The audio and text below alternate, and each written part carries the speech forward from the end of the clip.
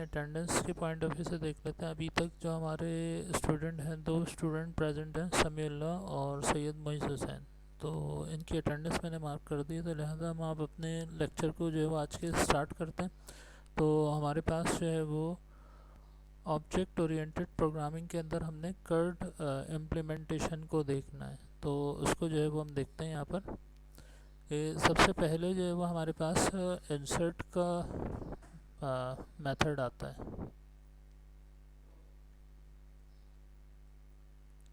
ठीक है, इसको हम सेव करवा देते हैं और सेव करवाने के बाद जो है हम इसको यहाँ पर सेव कर देते हैं,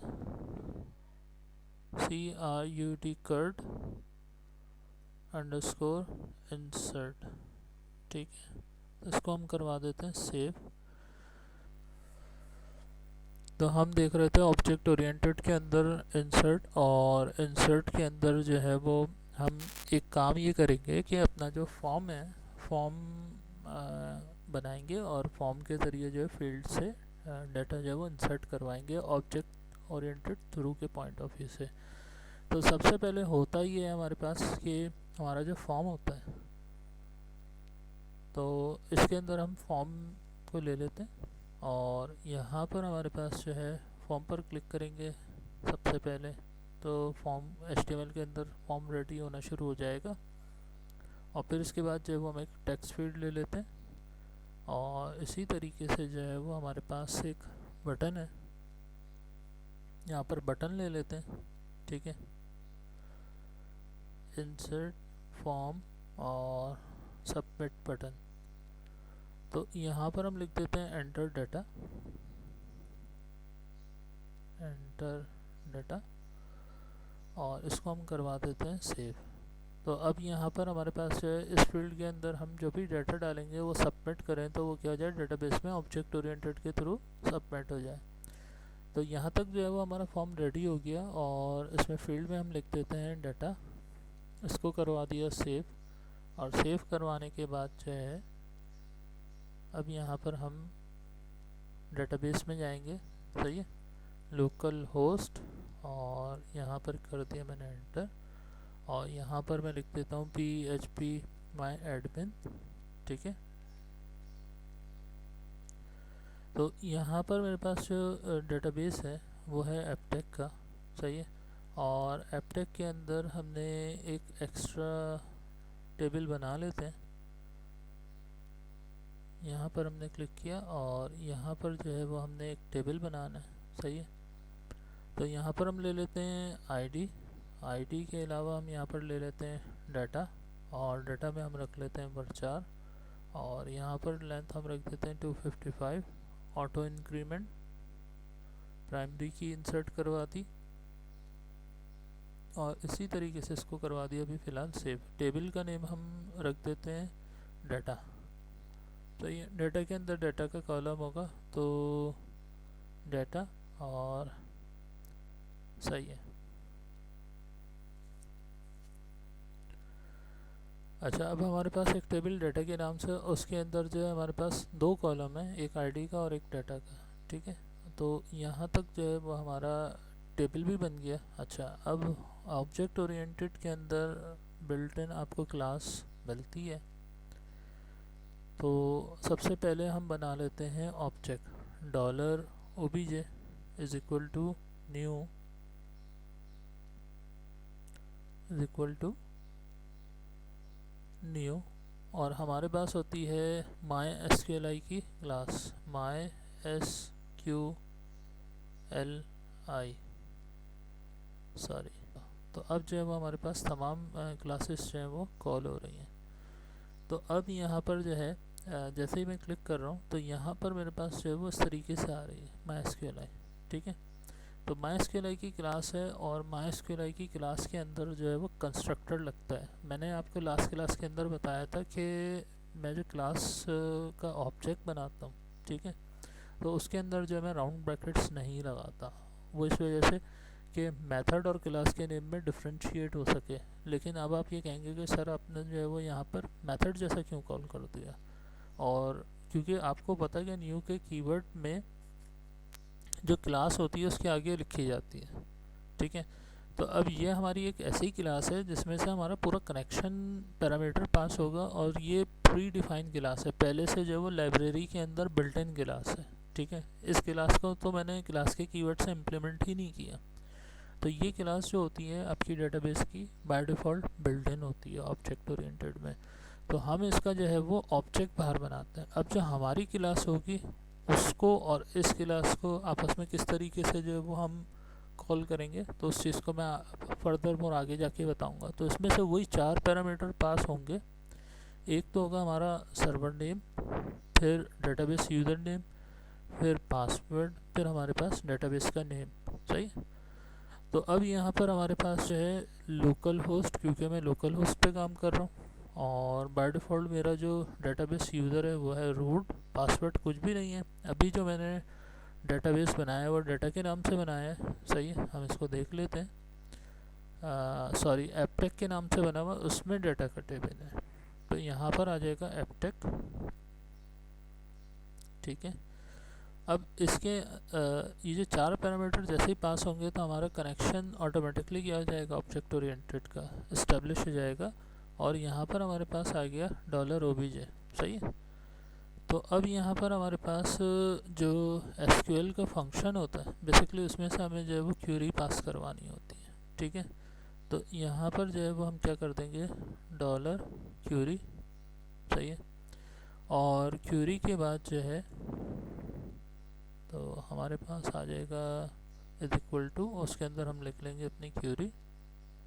इंसर्ट की क्यूरी जो है वो हम लिख लेंगे, तो वो हम जनरेट करवा लेते हैं। ठीक है, तो इंसर्ट की क्यूरी यहाँ पर आ जाएगी हमारी, और हमारे पास जो मेथड होता है वो होता है जो है वो हमारे पास लिखा गया है $obj डॉट, और फिर क्यूरी का मेथड। क्यूरी के मेथड में से हमारी क्या हो जाएगी, क्यूरी पास हो जाएगी, और उस क्यूरी को जो है वो हम यहाँ पर लिखेंगे। तो सबसे पहले होगा ये कि ये हमारी बिल्ट इन क्लास है। बिल्ट इन क्लास में से जो है वो कनेक्शन का पैरामीटर पास हुआ, वो असाइन हुआ एक वेरिएबल को, और हमारी जो है वो क्यूरी यहाँ पर आ गई। और उस क्यूरी को जो है वो हम इधर किस तरीके से कॉल कराते हैं, जो हमारा कनेक्शन है, कनेक्शन के आगे हमारा क्यूरी का मेथड कॉल होता है। क्योंकि हम करते यही है ना कि जो हमारे पास क्लास होती है, क्लास के आगे फिर हम डॉट लगा के और उस क्लास के अंदर जो मेथड होता है उनको लिखते हैं। तो MySQL की क्लास है, और उसमें से जो है वो हमारी क्यूरी का मेथड बना हुआ है, बिल्ट इन है।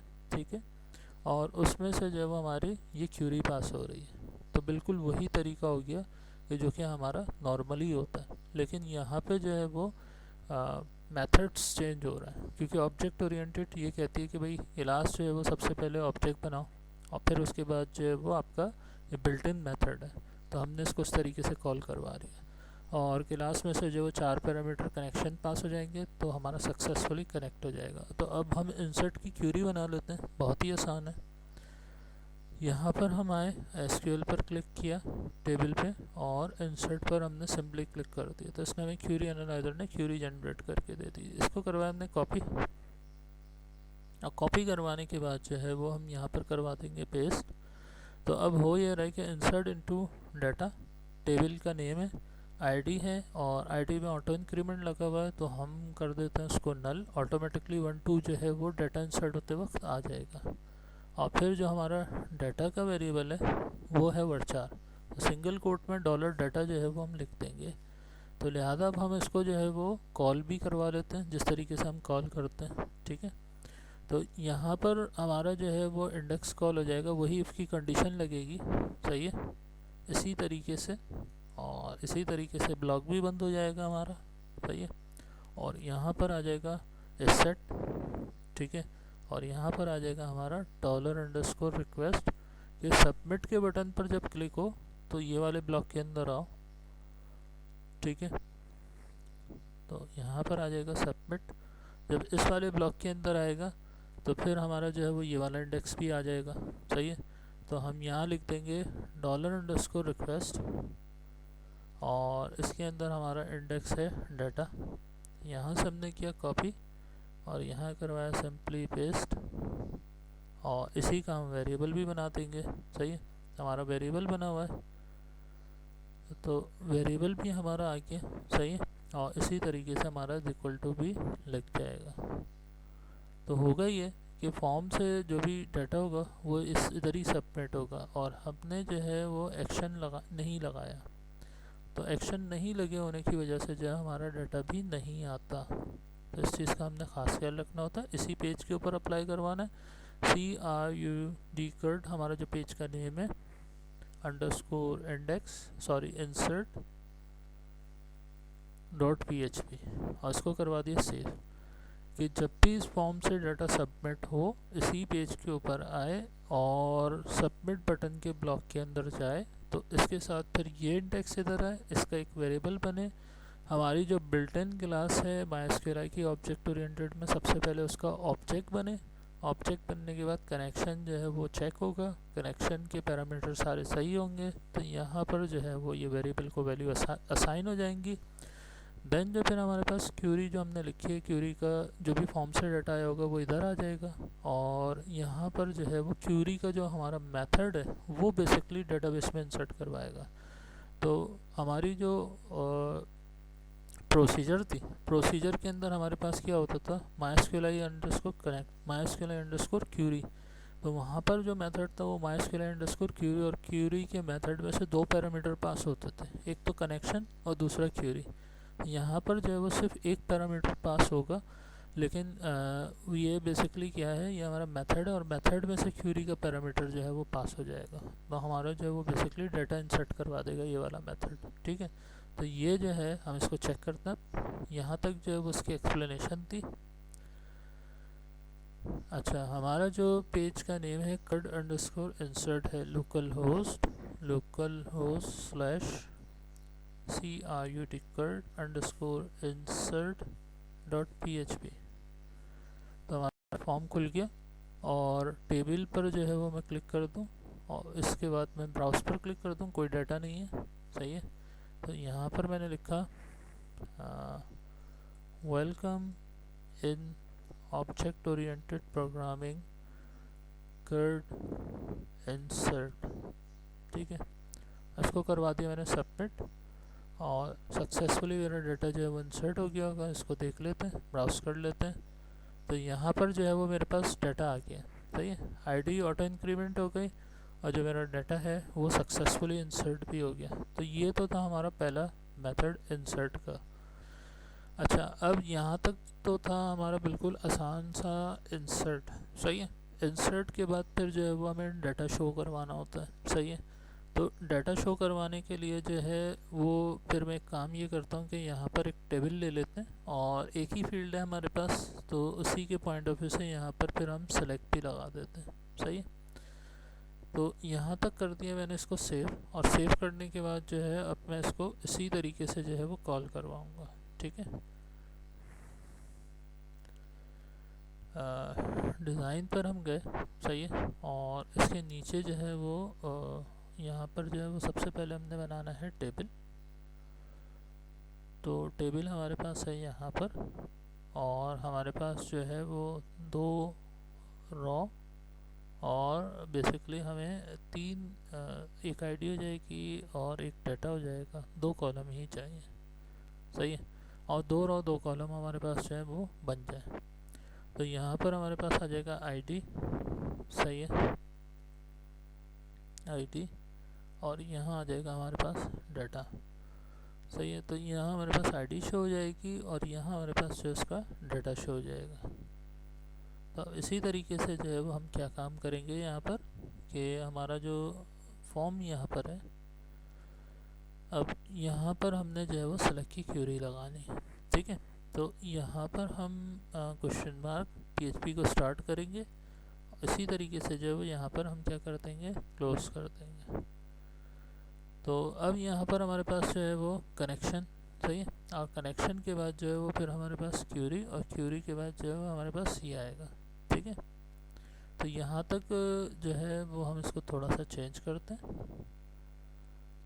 यहाँ पर हमने किया इसको पेस्ट, और पेस्ट करवाने के बाद हमारी क्यूरी तो बिल्कुल ही हट जाएगी, क्योंकि हम इधर इंसर्ट नहीं करवा रहे, इधर हमारी सेलेक्ट की क्यूरी लगेगी, सही। अच्छा, क्यूरी बना लेते हैं। और अच्छा, अब हमने क्या बनानी थी, इंसर्ट की क्यूरी बनानी थी। तो इंसर्ट की क्यूरी के लिए जो है वो हमने यहाँ पर एसक्यूएल पर क्लिक किया, सही है। और सॉरी, सेलेक्ट की क्यूरी बनानी थी, तो सेलेक्ट की क्यूरी से क्या हो जाएगा, क्योंकि हमें तमाम का तमाम डाटा दिखाना है, तो यहाँ पर जो है वो हमारी ये क्यूरी बन जाएगी, सही है। तो इसको जो है वो मैंने डायरेक्टली यहाँ पर कॉल भी कर दिया ताकि जो है वो पता चल जाए, सही है। तो अब हम क्या काम करते हैं कि यहाँ पर जो है इस क्यूरी को पेस्ट कर देते हैं, ठीक है। तो अब यहाँ पर हमारी क्यूरी आ जाएगी। क्यूरी आ जाने के बाद यहाँ पर ये सेलेक्ट करेगा, सही है। और ओबीजे को जो है वो हमारे पास क्या चीज़ मिलेगी, ऑब्जेक्ट मिल जाएगा इसका, सही है। तो अब हमारी जो तो एक मरतबा मैं आपको जो है वो रिवाइज़ कर देता हूँ, सही है। कनेक्शन हमारा जो है वो सबसे पहले बनने के लिए हमारे पास क्लास जो होती है वो कॉल होती है, ठीक है। तो यहाँ पर हमारे पास लोकल होस्ट डेटाबेस का यूज़र नेम और उसका कोई पासवर्ड नहीं, और यहाँ पे डेटाबेस नेम लगने के बाद अब इसके जो डाटा होता है ना वो हमारे एक वेरिएबल को असाइन हो जाता है। अच्छा, अब हमने जो क्यूरी बनाई थी select static from data where one, इसका ये मतलब है कि तमाम का तमाम डाटा जो इस टेबल के अंदर है वो तमाम का तमाम लेकर आ जाओ। तो हमने इसको क्या कर दिया, एक वेरिएबल असाइन कर दिया, ठीक है। फिर इसके बाद हमारे पास होता है मेथड क्यूरी का, ठीक है। लाजमी सी बात है कि हमने यहाँ पर जो क्लास का वेरिएबल बनाया उसके आगे हम उस मेथड को कॉल करते हैं, क्योंकि ये मेथड उस क्लास के अंदर है, ठीक है। तो लिहाजा मैंने डॉलर ओबीजे वेरिएबल को लिखा, डॉट ऑपरेटर लगाया और क्यूरी के मेथड को कॉल किया जो कि बिल्ट इन माइस्क्यूएल क्लास के अंदर मौजूद है। उसमें से हमने क्या करवानी होती है, क्यूरी को पास करवाना होता है। अब जब लाजमी सी बात है, जब ये पास हो जाएगा तो फिर मैं एक वेरिएबल को वैल्यू असाइन कर दूंगा, क्योंकि तमाम का तमाम डाटा जो है वो टेबल को सिलेक्ट कर रहा है, सही है। अब होता ही है कि हमारे टेबल में होती हैं रॉस, सही है। दो नंबर ऑफ़ रॉस जो है वो हमेशा 1 से स्टार्ट होती हैं। तो मैं कह रहा हूँ कि 1 जो है वो बड़ा है किससे, 0 से, तो कंडीशन क्या हो जाएगी, ट्रू। ये हमारे पास बिल्ट इन कीवर्ड होता है, ठीक है। इस कीवर्ड को हमने इसी तरीके से ही लिखना होता है इस वेरिएबल के पॉइंट ऑफ व्यू से। तो यहाँ पर मैंने क्या किया, डॉट डॉलर रिजल्ट जो वेरिएबल था उसके आगे डॉट लगाया और उस कीवर्ड को कर दिया। अब ये बैकएंड पे जो इसकी फंक्शनलिटी लिखी हुई होगी वो किससे कंपेयर कर रही है, कॉलम्स रॉज से, जो हमारे पास टेबल के अंदर रॉज हैं तो उससे कंपेयर कर रही है। अब लाजमी सी बात है, वहाँ आ रहा है 1 जो है वो बड़ा है 0 से, कंडीशन ट्रू होगी, वो इस कंडीशन में जाएगा। और इस कंडीशन में जाने के बाद जो है वो हमारे पास क्या आ जाएगा कि फैच, जो हम फैच अंडरस्कोर असॉक का मेथड यूज़ करते हैं उसके अंदर हम इंडेक्स नेम लिखते हैं टेबल के। तो अब यहाँ पर होगा ये कि जो हमने रॉ बनानी है, रॉ का हमने एक बनाया वेरिएबल और उसी के अंदर जो है वो हमने ले लिया इसको, रिज़ल्ट को। तो यहाँ पर आ जाएगा हमारा रिज़ल्ट, और इसके बाद जो है वो हमारे पास क्या आ रहा है, फैच अंडरस्कोर असॉक का मेथड आ रहा है। कि हमारे पास जो है वो फैच अंडरस्कोर असॉक का मेथड क्या होगा, वो अप्लाई होगा, सही। तो यहाँ पर हमारे पास जो रिज़ल्ट है, रिज़ल्ट के अंदर क्योंकि रिज़ल्ट यहाँ तक आया है और यहाँ पर जो है फिर हम इसी को ही कॉल करते हैं, ठीक है। और फिर उसके बाद जो है हम असाइन कर देते हैं किसको, एक रॉ के वेरिएबल को वैल्यू। तो यहाँ पर जो है फिर हम रॉ को जब वाइल के लूप के अंदर क्या करेंगे, हम ये कह रहे हैं कि भाई तमाम का तमाम कॉलम का जितना भी डाटा है वो फैच अंडरस्कोर एसोसिएटिव फॉर्म के एरे फॉर्मेट में लेकर आ जाओ। तो अब इसको पूरे का पूरा जो डाटा होगा उस वेरिएबल को एसोसिएटिव फॉर्म के अंदर मिल जाएगा। तो अब यहाँ पर हम क्या काम करते हैं कि जो हमारे पास ये वेरिएबल है इसी के आगे हम इसके एसोसिएटिव फॉर्म के अंदर कॉलम को लिख देते हैं। तो अब हमारे पास डेटाबेस के अंदर जो कॉलम है वो बेसिकली है डाटा। तो इस पॉइंट ऑफ व्यू से मैंने यहाँ पर कौन से कॉलम को कॉल करवाया, डाटा को कॉल करवाया, और फिर मैंने इसी को क्या करवा दिया, इको। अब हम इसको चेक कर लेते हैं।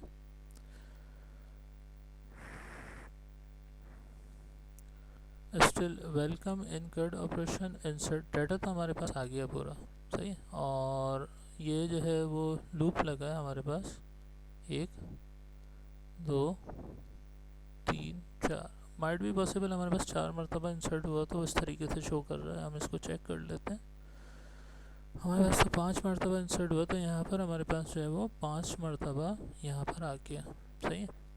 1 2 3। अच्छा, जितनी मरतबा पेज रिफ़्रेश होता जाएगा वो इंसर्ट करवाता जाएगा। हमें यहाँ पर क्यूरी स्ट्रिंग जा रही होगी तो हमें यहाँ पर रीडायरेक्शन लगा देनी है ताकि जो है वो डाटा शो करने के बाद रीडायरेक्ट कर जाए उसी पेज के ऊपर बगैर विदाउट क्यूरी स्ट्रिंग के आ जाए, क्योंकि फॉर्म से क्यूरी स्ट्रिंग से जो है वो क्यूरी स्ट्रिंग हट जाएगी जब वो रीडायरेक्ट करेगा। सही है।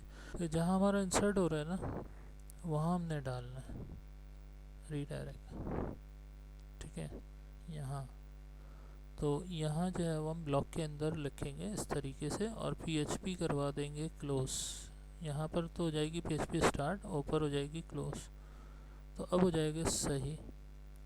ठीक है, तो यहाँ हो गया बिल्कुल ओके काम, क्योंकि इंसर्ट होगा, इंसर्ट होने के बाद फिर हमें रीडायरेक्ट कराना है, हमें तो डाटा फैच पे तो नहीं करवाना, तो इस चीज़ को मैंने देखा नहीं। अब ये हो जाएगा सही। सही है। अब मैं इसको करता हूँ refresh refresh refresh, data insert नहीं हो रहा। सही है।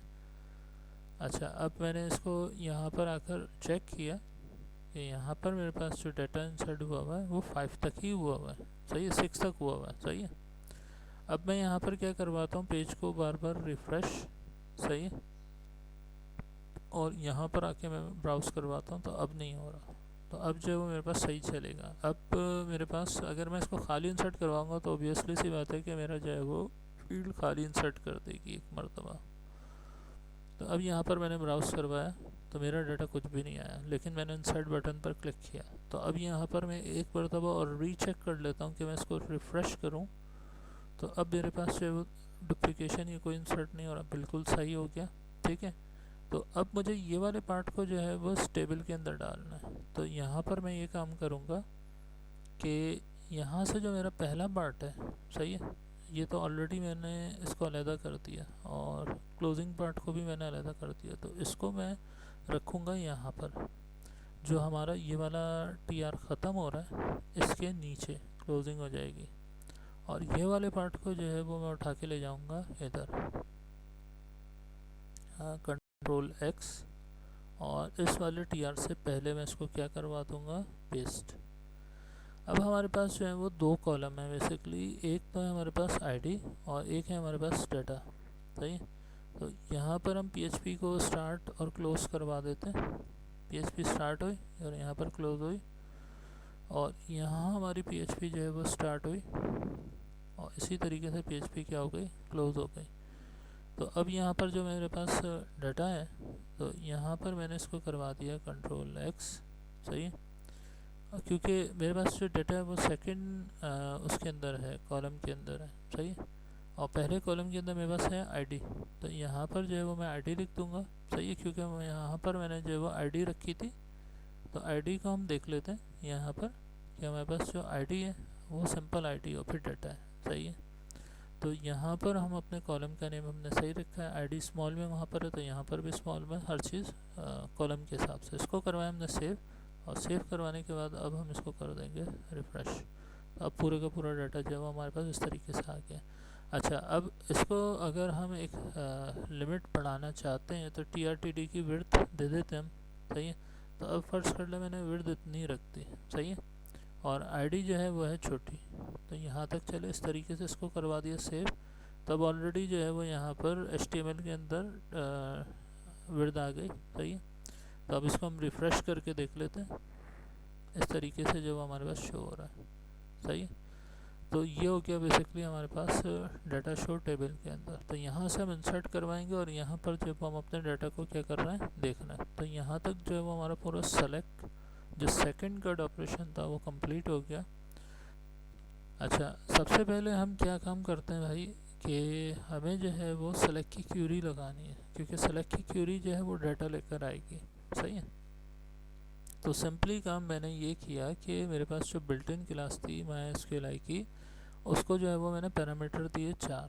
सही है, क्योंकि हमारा लोकल होस्ट, अगर हमारा डोमेन होस्टिंग होगी तो वहाँ पर आ जाएगा www, जो भी हमारा डोमेन नेम होगा, होस्टिंग का नेम होगा, .com करके वो लग जाएगा। सही है, और फिर इसी तरीके से डोमेन होस्टिंग प्रोवाइडर आपको डेटाबेस यूज़र पासवर्ड और डेटाबेस आप खुद उसके अंदर जाकर बनाते हैं, तो जो भी आप बनाओगे तो फिर उसका नेम रखोगे। अब बाय डिफ़ॉल्ट हमारे पास है लोकल सर्वर, तो यहाँ पे लोकल होस्ट और रूट होता है। पासवर्ड अभी बाय डिफ़ॉल्ट कुछ भी नहीं होता, अगर हम कोई यूज़र बना दें और पासवर्ड रख दें फिर जो है उस यूज़र का नेम लिखा जाएगा और पासवर्ड लिखा जाएगा। ये मैंने आपको जब आपको एसक्यूएल पढ़ा रहा था तो उसमें यूज़र बना के दिखाया था, एसक्यूएल योग के अंदर ओपन भी करके दिखाया था, तो ये दूसरे या तीसरे लेक्चर के अंदर है। इसी तरीके से हमारे पास जो है वो डेटाबेस का नेम हमने एप्टेक बनाया हुआ है। तो यहाँ से इसको जो 4 पैरामीटर इसकी क्लास में ऑब्जेक्ट बनने में पास होंगे तो ये ओबीजे को पास हो जाएंगे। सही। तो अब हमारे पास जो एक्चुअल वेरिएबल है वो ये है। सही है।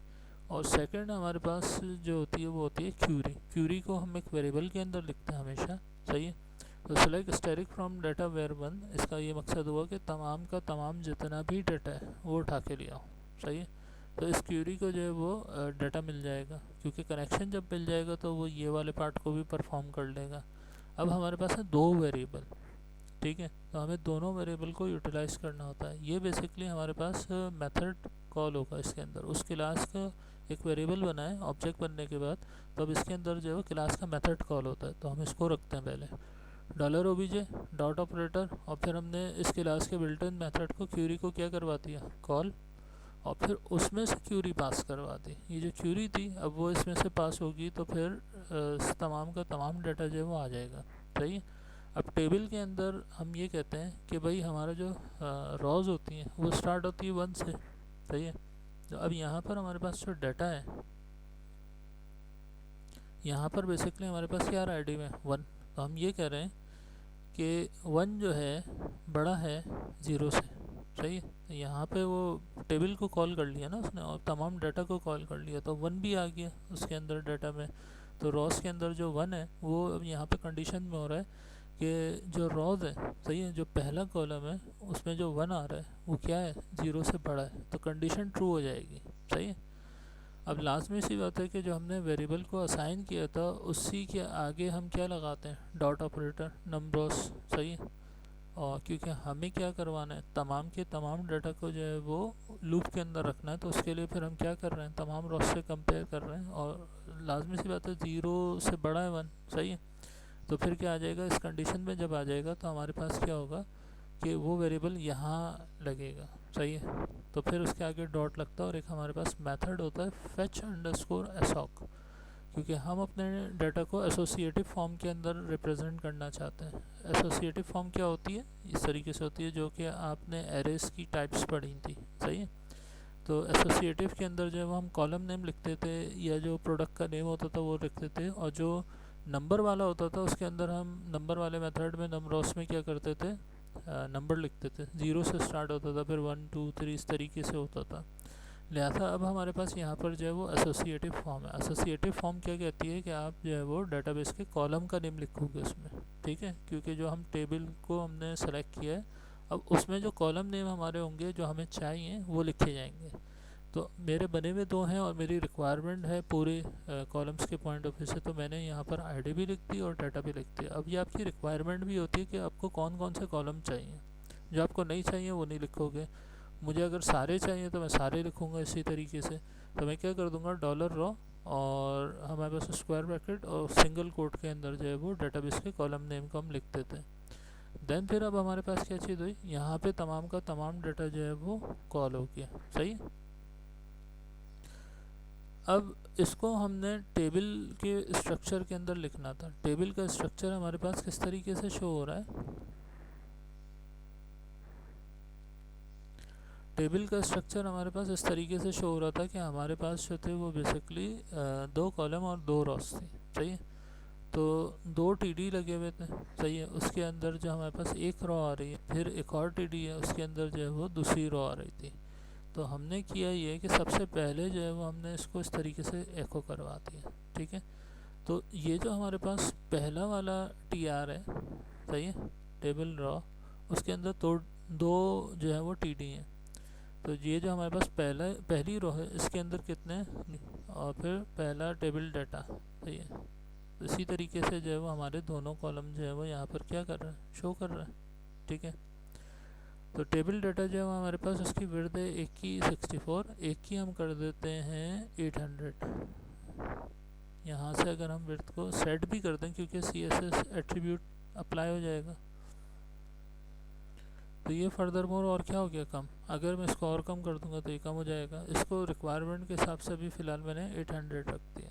तो अब यहाँ पर हमें जो है वो क्या चीज़ करनी थी कि जो हमारा दूसरा रॉ है, जो दूसरी रॉ है टेबल की, वो लूप के अंदर लाजमी सी बात है जानी चाहिए। सही है, लूप में जब जाएगी ये वाला पार्ट, तो लाजमी सी बात है जितना भी डाटा इंसर्ट हुआ होगा वो क्या होगा, उस लूप के अंदर इस टी को क्रिएट कर देगा, टी को क्रिएट कर देगा। टी क्रिएट हो गया, टी। तो वो लूप के अंदर बेसिकली टी भी क्रिएट कर रहा है, और जो डाटा सीक्वेंस से आ रहा है वो तमाम का तमाम जो उसके नीचे चलता जा रहा है। सही है, तो टेबल जो होता है वो डाटा आपको टॉप टू डाउन दिखाता है। सही है, तो लिहाजा जो है वो नीचे की तरफ जो है वो क्या होती रहेगी, एक रॉ क्रिएट होती रहेगी, उसके अंदर डाटा जो है 2 कॉलम के हिसाब से जाता रहेगा। तो अब यहाँ पर मेरे पास आईडी में आईडी चली जाएगी और डाटा में जो है वो डाटा चला जाएगा। तो इसको जो है वो मैंने इस तरीके से परफॉर्म कर दिया। अब बात रह गई हमारे पास रीडायरेक्शन की। तो रीडायरेक्शन में मैं यहाँ पर आपको पोस्ट की जगह गेट लिख के बताता हूँ कि क्या हो रहा था। सही है, और अभी फ़िलहाल जो है मैं इसको कर देता हूँ कमेंट, ताकि आपको और क्लियर हो जाए। मैंने किया यहाँ पर रिफ़्रेश। सही है, यहाँ पर जो है वो मैंने डाटा लिखा वेलकम, इसको करवा दिया मैंने सबमिट। तो अब यहाँ पर मेरे पास जो है वो डाटा बैकएंड पर ही है, पोस्ट के अंदर तो दिखाई नहीं देता ना, लेकिन बैकएंड पे डाटा क्या है, ये है।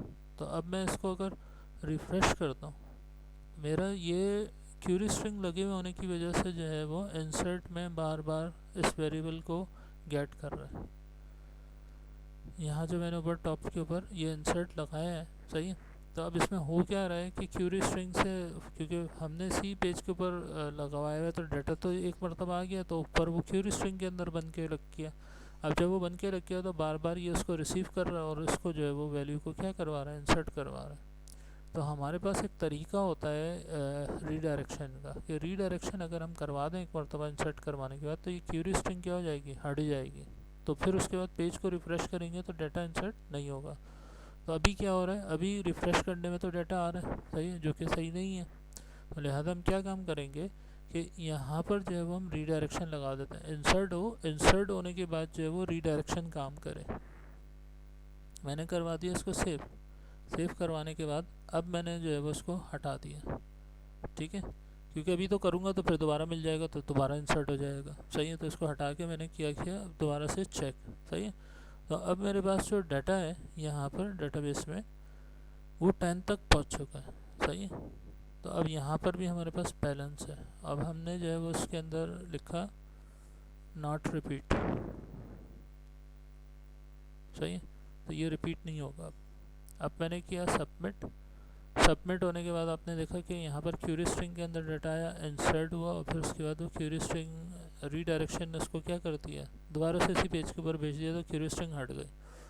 अब यहाँ पर मैं रिफ़्रेश करता रहूँ तो यहाँ पर मेरे पास डाटा क्या नहीं होगा, इंसर्ट ही नहीं होगा। सही है, तो यहाँ पर क्या है कि बेसिकली मेरे पास जो है वो क्यूरी स्ट्रिंग जो रीडायरेक्शन थी उसने उस क्यूरी स्ट्रिंग को हटा दिया। जब तक मैं सबमिट पर क्लिक नहीं करूँगा, क्योंकि खाली है फील्ड, अगर कुछ लिख दूंगा तो लाजमी से बात है वो तो इंसर्ट हो जाएगा। लेकिन अगर मैं उसको खाली छोड़ के जब भी इंसर्ट करवाऊँगा तो खाली फील्ड का जो भी डाटा होगा वो खाली ही होता है, वो इंसर्ट हो जाएगा। सही, तो मैंने करवा दिया इसको सबमिट। अब मेरे पास एक खाली फील्ड क्रिएट हो गई, लेकिन रीडायरेक्शन होने की वजह से जो है वो क्यूरी स्ट्रिंग हट रही है, तो रिपीटेशन नहीं हो रहा। मैं रिफ़्रेश करता रहूँगा तो मेरे पास यहाँ पर रिपीट नहीं होगा। तो ये बेसिकली हमने किस में लगाना होता है, इंसर्ट में। तो अब जो है वो मैंने इसको इंसर्ट में लगा के और अच्छे तरीके से जो है वो ब्रीफली डिस्कस भी कर दिया। अब यहाँ पर हम, क्योंकि हम अपना डाटा शो नहीं कराते, तो अब यहाँ पर हम अपने मेथड को पोस्ट कर देंगे ताकि हमें डाटा शो नहीं हो। सही है, क्योंकि वो रीडायरेक्ट होते वक्त जो है वो क्यूरी स्ट्रिंग शो हो रही है, और वो हमें शो नहीं होनी चाहिए, क्योंकि हैकर को डाटा पता चल जाएगा तो वो तो उसको आसानी से हैक कर सकता है। सही है, तो लिहाजा हम क्या लगा देंगे, पोस्ट। हमारी टेस्टिंग हो गई, अब हमने इसको लगा दिया पोस्ट सिक्योरिटी पर्पस के पॉइंट ऑफ व्यू से। तो अब हमारा जो बिल्कुल सही वर्क हो रहा है।